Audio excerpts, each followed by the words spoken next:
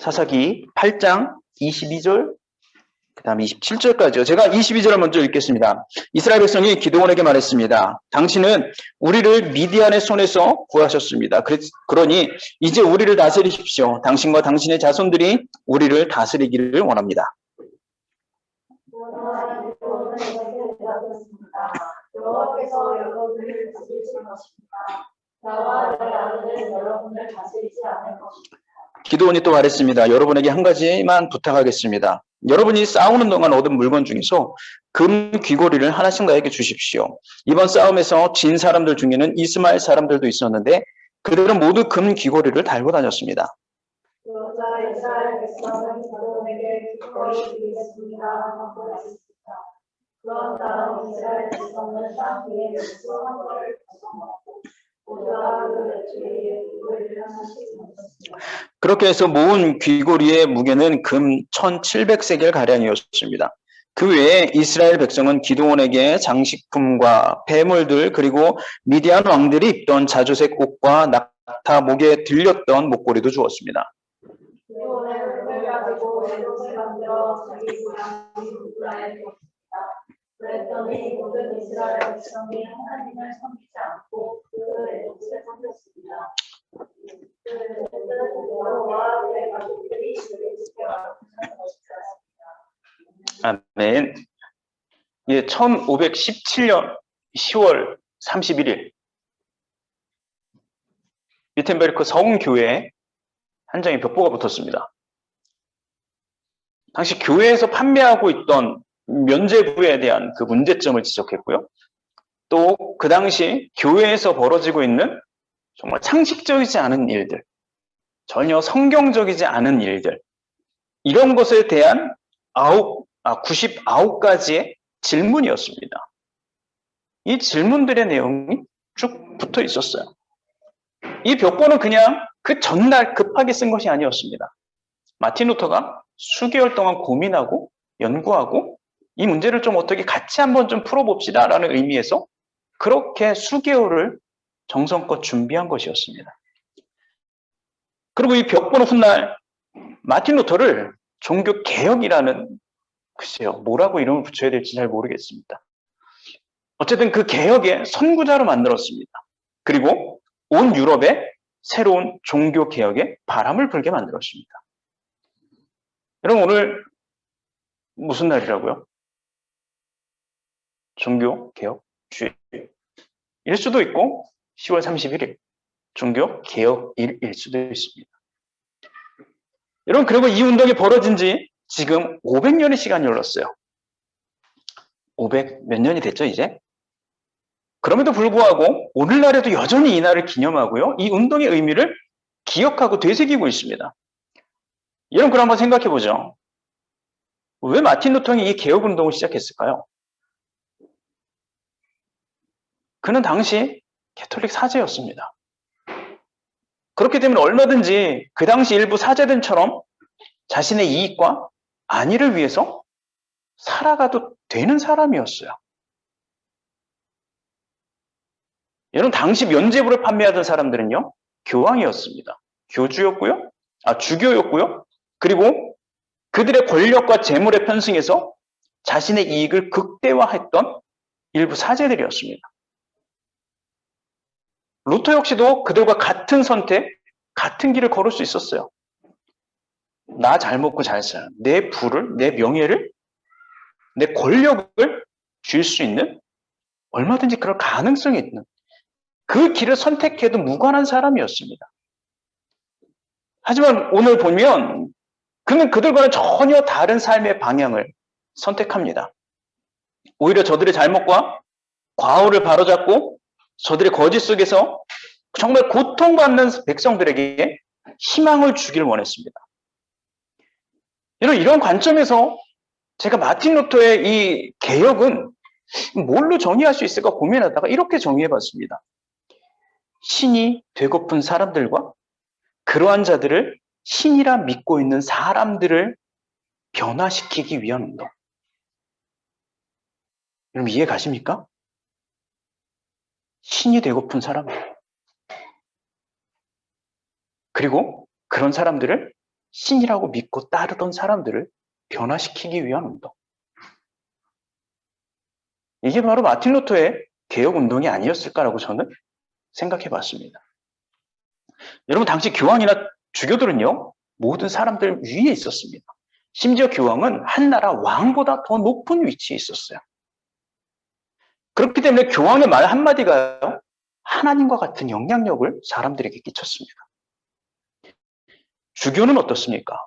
일반 사제들을 포함한 모든 교구 사람들 위에 군림하고요, 영향력을 끼치는 자리가 되었어요. 그냥 보듬어주고 그냥 일반 백성들을, 성도들을 보듬어주고 안아주고 감싸주는 자리가 아니라 명령하는 자리, 다스리는 자리가 되었다라는 거야. 그러다 보니까 일반 성도들은요, 교황의 말과 주교의 말이라면 모든 것이 옳다라고 여깁니다. 아, 교황의 말이니까, 주교의 말이니까 모든 말이 다 옳은 말이구나라고 생각합니다. 그리고 반드시 따라야만 하는 하나님의 말씀처럼 여기기 시작합니다. 여러분, 이렇게 된 이유가 뭐죠? 그들에게는 하나님의 말씀인 성경이 없었기 때문이에요. 성경이 있어도 라틴어로 기록된 성경이었기 때문에 그 당시 고등 교육을 받은 사제들만 그 성경을 읽을 수 있었고 해석할 수 있었고 알 수 있었습니다. 근데 문제는 뭐냐면 당시 사제가 되는 과정은 지금과는 조금 달랐습니다. 지금은 신학 과정을 거치고 어느 정도 교육을 받고 난 후에 서품을 받습니다. 목회자들도 마찬가지죠. 근데 그 당시에는요, 저는 사제가 되고 싶습니다 하면 먼저 서품부터 받아요. 그리고 난 뒤에 기회가 생기면 교육을 받습니다. 그러니까 먼저 내가 서품을 받아놨으니까 나는 성경에 대해서 배운 적도 없고 나는 라틴어를 알지도 못해요. 성경을 모릅니다. 하지만 난 이미 서품을 받아놨으니까 내가 뭔가 이야기를 해야 됩니다. 정확하지 않은 이야기, 그냥 내가 어디서 주워 들은 이야기만 가지고 사람들을 현혹시키기 시작합니다. 어떤 것이 진짜 하나님의 말씀인지도 몰랐고요. 그러니까 일부의 사람들이 이러한 상황을 이용해서 자신의 이익을 챙기는 일에 교회와 성도들을 이용하게 되었다라는 거예요. 이런 것들을 바로잡기 위해서 시작했던 것이 바로 일명 루터가 시작한 종교개혁이었던 거예요. 여러분, 그리고 그러한 시도와 많은 사람들과 시간을 통해서 지금의 개신교, 지금 뭐 이렇게 이야기하고 있는, 지금 우리가 뭐 몸담고 있다라는 이런 개신교가 생겨나게 됐고요. 지금 우리가 그분들이 만들어 놓은 그 틀 안에서 또 그러한 교리와 신학을 통해서 하나님을 예배하고 예수님을 따르는 삶을 지금 우리는 살아가고 있어요. 여러분, 근데 앞에서도 이야기했지만 이런 개혁이 일어난 지가 벌써 500년의 시간이 지났습니다. 그런데도 불구하고 지금 우리 사이에도요, 새로운 시도, 지금 또다시 무엇인가 개혁해야 된다는 목소리가 나오고 있는 것을 여러분 듣고 계실 줄 믿습니다. 우리도 교회 안에서 뭔가를 개혁해야 되라는 이야기가 또 나오고 있다는 거예요. 교회에 엄청난 부가 생겼고요. 그 부가 권력을 만들어 주었어요. 그래서 교회가 정치를 하고 있고요. 정치가 교회를 이용하고 있습니다. 어떠한 면에서 루터의 시대처럼 교회와 목회자들이 세상의 권력 위에 군림하려는 그 자리에 또 가려고 하고 있어요. 여러분, 지금 팬데믹으로 인해서 조금 저는 줄었다고 생각하는데 불과 얼마 전까지만 해도요, 교회는 더 크고 더 화려함을 위해서 막대한 자금을 쏟아부었습니다.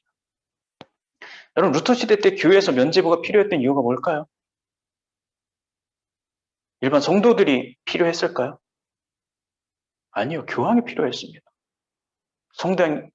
교황이 더 큰 성당, 더 화려한 성당을 짓고 싶은데 돈이 없어요. 그래서 그 성당을 지을 돈을 만들기 위해서 성경이 없는 면죄부를 만들어 팔기 시작합니다. 여러분, 지금의 교회들도요, 그 시대와 별로 달라진 것이 없어요. 그렇기 때문에 루터나 지금의 시대에 많은 사람들이 안타깝지만 교회에서 희망과 소망을 볼 수 없어요. 실망과 더 큰 고통을 받고 있어요. 그런 사람들이 있어요. 그렇기 때문에 지금 500년이 지난 지금 새로운 개혁의 목소리들이 계속해서 나오고 있다는 겁니다. 여러분, 그럼 지금 우리는 무엇을 개혁해야 될까요? 사실 너무 거창한 말 아닙니까? 우리가 뭘 기억해요? 뭘 기억할 수 있겠습니까? 당장 우리가 어떻게 교회들을 바꿀 수 있는 능력이나 힘이 있습니까? 없잖아요. 우리가 뭔데? 제가 뭔데? 그냥 단지 나 자신부터 좀 돌아봤으면 좋겠습니다. 내가 교회를 개혁해야지가 아니라 그냥 난 어떻지? 를 먼저 좀 생각해 봤으면 좋겠습니다. 내가 뭘 바꿔야 되는지, 내가 변해야 될 것이 무엇인지를 먼저 고민해 봤으면 좋겠습니다. 여러분, 오늘 그런 의미에서 오늘 말씀을 좀 한번 봤으면 좋겠어요. 이제 기도원과 300명의 사람들은요, 여러분 이야기 잘 아시죠? 진짜 하나님이 함께 하셔서 이 300명의 사람들이 승리를 거둡니다. 수만 명의 미디안과 아말렉 군사들을 쫓아내요. 정말 말도 안 되는 일이 그 사람들에게 벌어집니다. 하나님이 함께 하셔서 그런 거예요. 이 사람들은 승리에 취했습니다. 너무 기뻐요. 말도 안 되는 일이 자신들의 눈앞에서 펼쳐졌기 때문에. 그리고 이 사람들은 알았어요. 우리의 힘이 아니라 하나님 때문에 우리가 이러한 승리를 거둘 수 있었다는 것을 이 사람들은 알고 있었습니다. 근데요, 너무 기막힌 건 이 사람들의 태도입니다. 하나님이 그렇게 하셨음에도 불구하고 하나님 때문에 우리가 승리했다라는 것을 알았음에도 불구하고 이들은 이렇게 이야기합니다. 22절에 이스라엘 백성이 기드온에게 말했습니다. 당신은 우리를 미디안의 손에서 구했습니다. 당신은 우리를 미디안의 손에 구했습니다. 하나님이요? 아니요. 기드온이 우리를 구했다라는 거예요. 그러면서 뭐라고 이야기합니까? 그러니 이제 우리를 다스리십시오. 당신과 당신의 자손들이 우리를 다스리기를 원합니다. 하나님이 하셨습니다. 하지만 이들은 하나님을 인정하지 않습니다. 여러분, 당신은 왕이 없었던 시대예요. 하나님이 직접 왕으로서 이스라엘을 다스리기를 원했던 시대였습니다. 그래서 왕 대신에 필요하면 하나님이 그때그때마다 사사를 세워서 하나님이 통치하시는 그러한 시대였어요. 근데 여러분, 이스라엘 백성들의 생각은 달랐습니다. 그러던 방금 전에 보았던 전쟁은 기드온의 뛰어난 능력과 훌륭한 리더십이 있었기 때문에 우리는 전쟁에서 이겼다라고 생각하기 시작합니다. 그리고 그들은 하나님을 보지 않고 눈에 보이는 기드온을 바라보기 시작합니다. 여러분, 훗날 사사시대의 끝에 가보면 당시 이스라엘 백성들 사이에 이런 생각이 만연했다라는 것을 알려줍니다. 사무엘상 8장 5절에 보면 이스라엘 사람들이 이렇게 이야기합니다. 우리에게도 다른 나라들처럼 제발 우리를 다스릴 왕을 좀 세워주십시오. 하나님 필요 없어요. 그냥 우리를 다스릴 왕을 좀 제발 좀 세워주십시오. 이게 이스라엘 백성들의 마음이었고 진심이었습니다.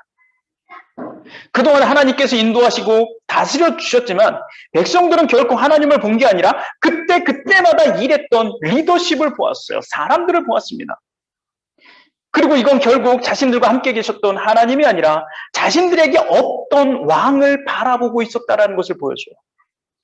여러분, 사람은요, 나에게 없는 걸 바라보는 걸 상당히 좋아합니다. 여러분, 우리 진짜 옆에 있는 분들을 한번 보고 생각해 보세요. 내가 쟤보다 뭘 가지고 있지가 아닙니다. 난 쟤보다 뭐가 없지? 난 쟤보다 뭐가 없지를 우리는 봅니다. 우리는 나에게 없는 걸 보는 습성이 있어요. 내가 가지고 있는 것이 무엇인지를 기억하지 않습니다. 나 뭐 없지? 아, 쟨 저거 있네? 나 사야겠다. 아이폰 있네?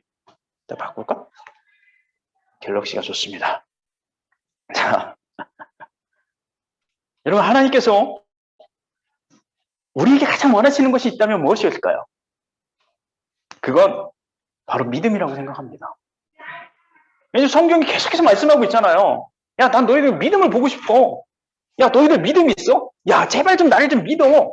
하나님 계속해서 우리에게 믿음을 말씀하고 있어요. 계속해서 믿음을 원하고 있다라고 이야기하십니다. 하지만 우리는 그 믿음을 도대체 어떻게 사용해야 되는 거야? 내가 믿음이 있는지 없는지 내가 어떻게 알아? 근데 이걸 좀 쓰고 싶긴 한데 몰라요. 어디에 사용할지를 잘 모를 때가 있다는 겁니다. 그런데 문제는 그렇게 잘 모르는 사람들을 이용해서 자신의 이익을 채우는 사람들이 있다는 거예요.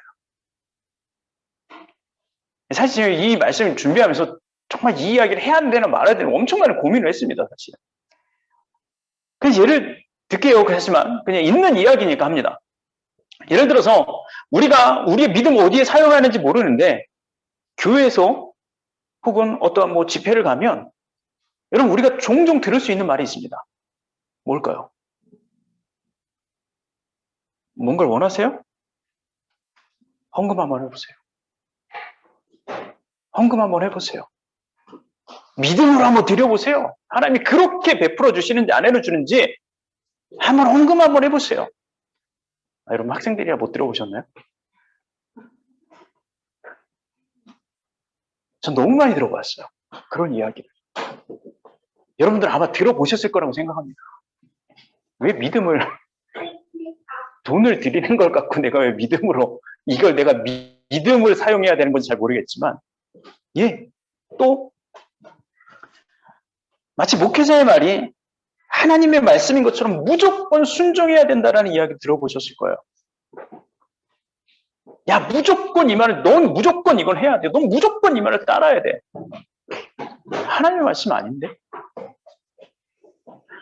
이러면 또 교회의 봉사가 마치 하나님을 위한 전적인 것인처럼 포장되어질 때도 있다는 거야. 교회에서만 하는 게 봉사야. 교회에서 반주하는 것만 봉사야.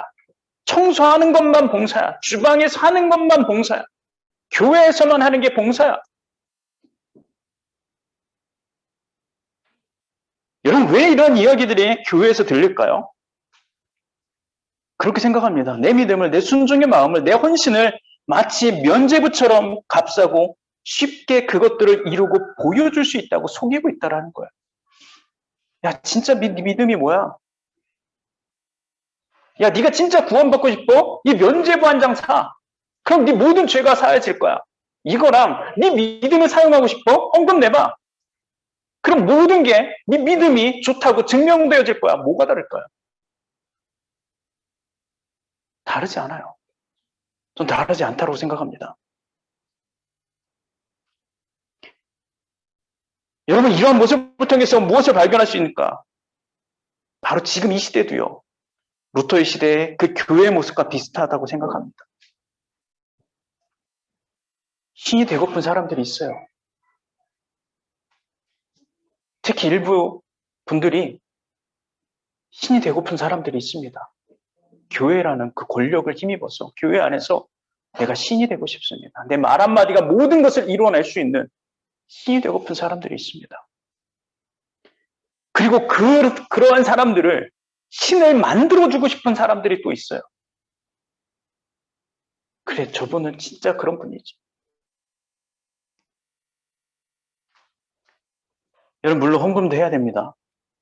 목회자의 말에 순종도 필요하고요. 교회에서의 봉사도 반드시 필요합니다. 피아노 있어야 찬양하죠. 안 그러면 저 혼자 무반주로 합니까? 얼마 전에 반드시 필요합니다. 이런 것들이 있어야 교회도 운영되어지고요.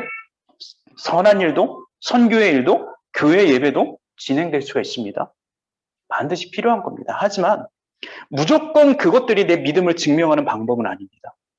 무조건 그런 것들이 하나님께 순종하는 모습, 하나님 나라를 위한 봉사는 아닐 수 있다는 거예요.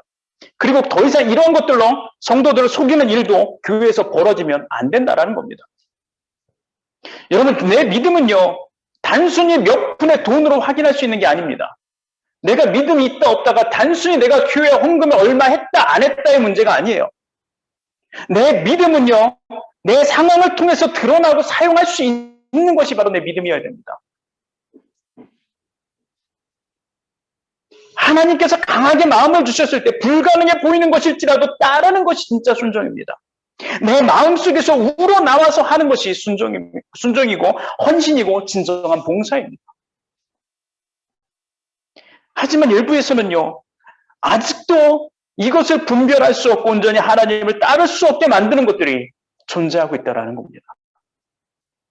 여러분 오늘 성경을 보니까 기드온도 마찬가지 일을 하고 있더라고요.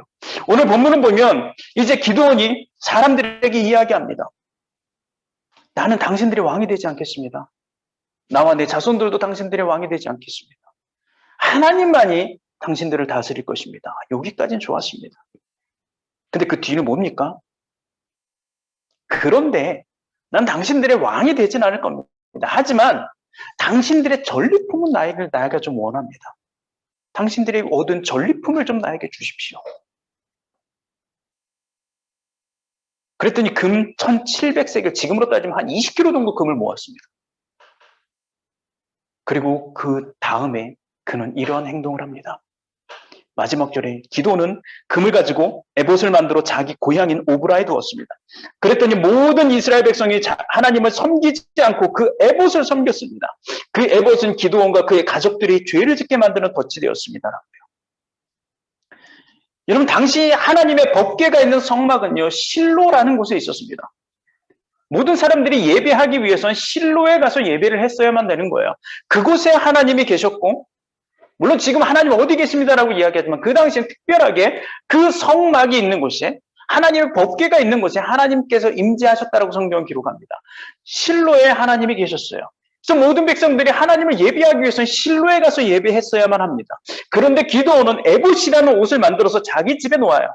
에봇이 뭘까요? 그 당시 제사장들이 입었던 옷입니다. 이 조끼 같은 옷인데요. 그 안에 우림과 둠밈이라는 두 개의 구슬 같은 것이 있어요. 제사장이 술을 집어넣습니다. 이게 옳은가요? 틀린가요? 이게 이리로 가야 될까요? 저리로 가야 될까요? 이것들을 점치는 겁니다. 제사장이 손을 넣어서 무엇인가 잡히는 것을 꺼냅니다. 그럼 이것은 옳다 아니다로 그렇게 분쟁을 해결해주는 하나님이 그렇게 만들어 놓으신 옷이었어요. 자, 그런데 기도원이 어디 두었다고요? 그걸 만들어서 자기 집에 둡니다. 싸움에서 승리했던 전리품을 가지고 옷을 만들고 그것을 자기 집에 둡니다. 그랬더니 모루 사람들이 그 전리품, 승리한 기념품을 보기 위해서 사람들이 실로로 가지 않습니다. 기도원의 집으로 옵니다. 그리고 그곳에서 예배하고 제사하기 시작합니다. 하나님은 실로에 계시지만 사람들은 승리의 전리품 때문에 기도원의 집으로 와서 예배하기 시작합니다. 성경은 히브리어로 보면 간음했다라고 성경 이 이야기를 간음했다라는 표현을 씁니다. 간음했다라는 게 뭡니까? 우상 숭배했다라는 거예요. 즉 기도원의 잘못이 뭘까요? 기도원은 백성들에게 온전히 하나님을 바라보지 못하게 만들었던 죄를 저질렀다라는 거예요. 승리했다라는 그 기쁨 때문에 사람들에게 승리물을 모아놓고 하나님을 바라보지 못하게 만들고 하나님을 예배하지 못하게 만들 우상 숭배하게 만든 그 죄를 그는 저지르고 있었다라는 거예요. 여러분, 비텐베르크에 가면 그 비텐베르크 그 성교회가 있고 그 뒤에 가보면 최초의 개신교라고 불리는 슈타키유셰가 있습니다. 최초의 교회 도식교회? 한국말로 바꾸면 도식교회라는 곳이 혹시 여러분 가보셨습니까? 언제 한번 가보세요. 같이 갈까요? 거기 가면 앞에 이렇게 제단이 있고요. 제단 뒤에 제단 그림이 있습니다. 마틴 루터의 그 신학에 대해서 그렇게 표현한 4폭의 그림입니다. 근데 그 밑에 그림 하나가 있는데 거기엔 마틴 루터가 앞에서 설교를 하고 있어요. 그리고 그 중간에 예수님이 십자가가 서 있습니다. 그리고 그 너머에 회중들이 앉아서 있어요. 마틴 루터는 예수님을 바라보고 설교를 합니다. 회중들은 예수님을 바라보면서 설교를 듣습니다. 그 그림이 의미하는 게 뭘까요? 말씀은 예수 그리스도의 십자가를 바라볼 수 있어야 되는 거다. 설교하는 사람도 예수 그리스도를 바라봐야 되고 설교를 듣는 사람도 그 말씀 안에서 예수 그리스도를 바라봐야 되는 겁니다. 이 의미인 거예요. 즉 마틴 루터는 이야기하는 겁니다. 오직 하나님만 바라보십시오. 말씀을 전하는 사람이든 말씀을 듣고 따라가는 사람이든 오직 하나님만 바라보십시오. 그 중간에 아무것도 필요 없습니다. 어떠한 승리, 좋은 것, 때로는 낙심거리들 다 소용없습니다. 괜찮습니다. 우리는 주님만 바라볼 수 있어야 됩니다. 바로 그 의미예요. 여러분, 지금 이 시대는요, 하나님을 온전히 보지 못하고 예배하지 못하고 따르지 못하고 순종하지 못하게 만드는 것들이 너무나도 많이 존재하고 있어요. 때로는 무지함 때문에, 때로는 자신의 얄팍한 이기심 때문에 그렇게 내가 종종 하나님을 바라볼 수 없을 때가 있어요. 하지만 우리에게는요, 이런 것들을 분별할 수 있는 하나님의 말씀이 있잖아요. 루터 시대에는요, 하나님의 말씀을 읽고 듣고 해석할 수 없어서 속았고요, 그로 인해서 사람들이 하나님을 볼 수 없었고 고통을 당했더라면, 기도원 시대에도 역시 승리의 결과물로 만든 에봇으로 인해서 하나님을 온전히 볼 수 없는 죄가 벌어졌다면, 여러분, 그렇다면 지금 성경이 있는, 하나님의 말씀이 있는 지금 이 시대에는요, 내가 하나님을 바라보지 못하게 만드는 원인은 과연 무엇일까? 나는 무엇 때문에 지금 하나님을 바라보지 못하고 있는가를 고민해야 되지 않을까요? 여러분, 우린 지금 무엇 때문에 하나님 바라보지 못합니까? 혹시 내가 원하는 승리와 성공 때문은 아닐까요? 나도 세상의 중심에 서고 싶은 욕심 때문 아닐까요? 때로는 내가 낙심적인 마음 때문이 아닐까요? 여러분, 나는 무엇 때문에 지금 온전히 하나님을 바라보지 못하고 살까요?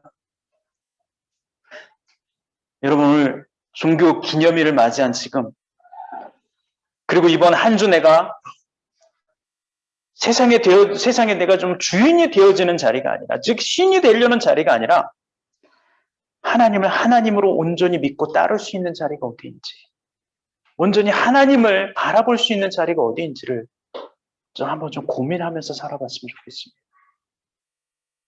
우리가 길게 한번 살아보십시오 하면 못 살 것 같아요. 종교 개념일을 맞이해서 이번 한 주간만이라도 하나님, 어떻게 하면 내가 당신을 바라볼 수 있겠습니까? 어떠한 삶이 하나님을 하나님으로 인정하면서 살아가는 삶이 될 수 있습니까? 우리 같이 함께 질문하면서 기도하면서 한 주간 살아낼 수 있는 저 여러분들의 삶이 되었으면 좋겠습니다. 이 시간 같이 함께 좀 기도하기 원합니다.